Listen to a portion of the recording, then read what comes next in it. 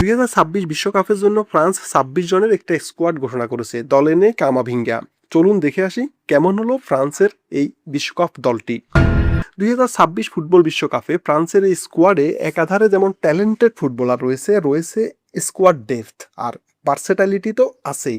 কাগজে কলমে তাদের আক্রমণভাগ বিশ্বের অন্যতম সেরা। আমি আসলে অন্যতম সেরা না বলা যেতে পারে best attacking line up in the world. যার কারণে ফ্রান্স এবারও বিশ্বকাপ জয়ের অন্যতম দাবিদার। তবে কিছু জায়গায় প্রশ্ন হয়তো থেকে থাকে।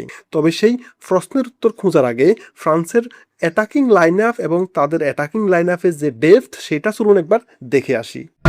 অ্যাটাকিং লাইন আপে কে নেই? আছে Kylian Mbappe, Ousmane Dembele, Barcola, সেরকি, দুয়ে এবং অলিসদের নিয়ে ফ্রান্সের মতো এত ক্রিয়েটিভ এবং এত এক্সপ্লোসিভ অ্যাটাকিং লাইন আপ সম্ভবত আর কোনো দলেই নেই।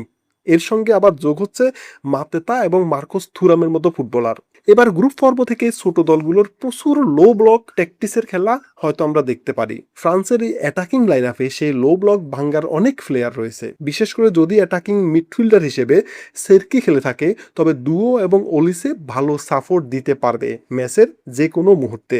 কিলিয়ান এমবাপ্পে এবং ওসমান দেম্বেলে দুইজনই ট্রানজিশন পিরিয়ডে খুবই ভয়ঙ্কর। আমেরিকার আবহাওয়া বিবেচনায় ফুটবলারদের ফিট রাখার চিন্তায় যদি দেশম কাউন্টার অ্যাটাক নির্ভর ফুটবলও খেলায়, তবে অবাক হওয়ার কিছু থাকবে না। পজিশন বেসড ফুটবলেও এই লাইন আপ বেশ দুর্দান্ত। পাশাপাশি আরামসে ওয়াইড ওভারলোড করতে পারবে তারা। ফলস 9 সিস্টেমের পাশাপাশি যদি ফ্রন্টে ফ্লুইড 3 পলিসিতেও খেলে থাকে, তাহলেও তারা আরামসে খেলতে পারবে এবং সেক্ষেত্রে এমবাপ্পেকে মিডলে রেখেও তারা খুব অনায়াসে ম্যাচ বের করে নিয়ে আসতে পারবে। সুপার সাব হিসেবে মাতে তারা ভালোই কার্যকর হতে পারে বা হওয়ার কথা। ফ্রান্সের মিডফিল্ড বরাবরের মতো এবারও স্টেডি অ্যান্ড কাম প্লেয়ারে ভরপুর। বলা যেতে পারে ডিফেন্সিভলি এলিট লেভেলের ব্যালেন্স দল এই ফ্রান্সের স্কোয়াডটা। কিন্তু সমস্যা হতে পারে ফগবা কিংবা গ্রিজম্যানদের মতো গেম কন্ট্রোলার না থাকাটা। ম্যাচ কন্ট্রোলের জন্য ফিউ টেম্পো ডিটেক্টর হিসেবে সেরকি নিচে নেমে খেলতে পারে। ম্যাচে আদ্রিয়ান রাবিয়তের সঙ্গে হয়তো শুয়োমিনির নামার পসিবিলিটিস অনেক বেশি। আরেক মিডফিল্ডার হিসেবে নামতে পারে ওয়ারেন এমেরি। যেহেতু কামাবিঙ্গা নেই, হয়তো কামাবিঙ্গার থাকলে অন্য কিছু হতে পারত। তবে গুরুত্বপূর্ণ সময়ে অবশ্যই অ্যাঙ্গোলো কন্তেকে দরকার হবে। বড় ম্যাচে এই মিডফিল্ডের ক্রিয়েটিভিটি এবং লেকিংস ইস্যু হতে পারে যদি প্রতিপক্ষ ডিপ ব্লকে খেলে থাকে। ফ্রান্সের পুরো দলের দুর্বলতা বলতে আমার কাছে যেটা মনে হচ্ছে যে কিছুটা দুর্বলতা হয়তো ডিফেন্সে রয়েছে, কিন্তু ফুটবলারদের নাম বা ট্যালেন্টের কোনো ঘাটতি নেই।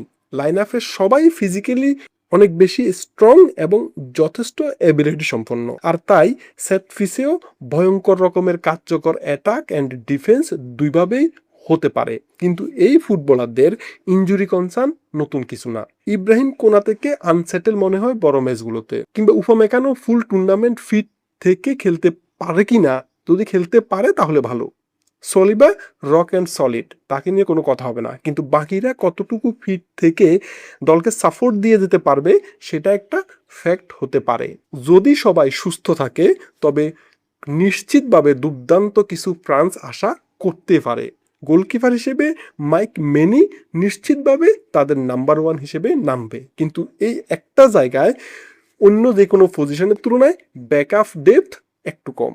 সব মিলিয়ে বলা যায় আগের 2 বিশ্বকাপের দলের ফিজিক্যালিটি, ট্রানজিশন ও ডিফেন্সিভ এবিলিটির সঙ্গে এবারের ল্যাবলুজদের এই প্রজন্মের খেলোয়াড়দের টেকনিক্যাল এবিলিটি, প্লেয়ার কম্বিনেশন অনেক বেশি দুর্দান্ত। হ্যাঁ, তারা মিস করতে পারে আতোয়া গ্রিজম্যান কিংবা ফল ফগবার মতো ম্যাচ কন্ট্রোলারদের।